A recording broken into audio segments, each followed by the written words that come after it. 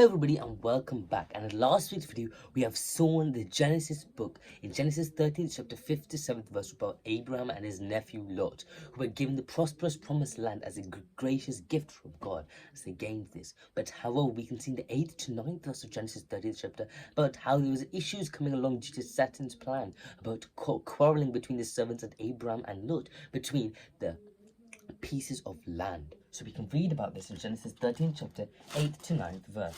So it says in these verses, "So Abram said to Lot, let's not have any quarreling between you and me, or between your herders and mine, for we are close relatives, and not the whole land before you. Let's part company. If you go to the left, I'll go to the right. If you go to the right, I'll go to the left." So here, Abraham, already we know that the calling and promise was all given towards Abraham, not towards Lot. Yet, Abraham provides the same respect and treats him that same respect that he did towards Lot, and he doesn't want any disagreement to be between them. So Abraham gives him the liberty of choice to choose the land he likes, so it keeps him happy, so he's able to live happily, because he treated Lot like his son. Before we see though how Lot acted though in this sense of issue, and how we can see his fleshly desires had gone against him in this situation, and we can read about how the fleshly desires is something that should not be that should not be overwhelmed by yourself, and should not follow as it's against God's will. So we can read that in 1 John 2nd chapter 17th verse. So let's read that right now. It says,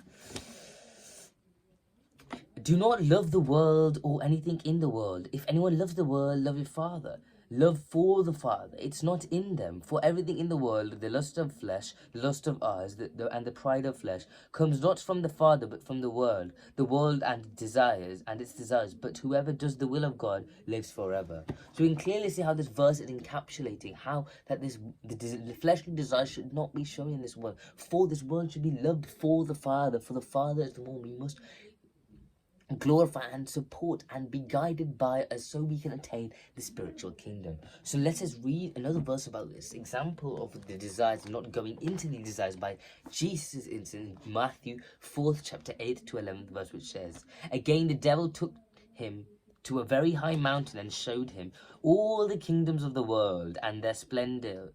And all this I will give you," he said, "if you bow down and worship me." Jesus said to him, "Away from me, Satan, for it is written, worship the Lord your God and serve him only." Then the devil left him, and the angels came,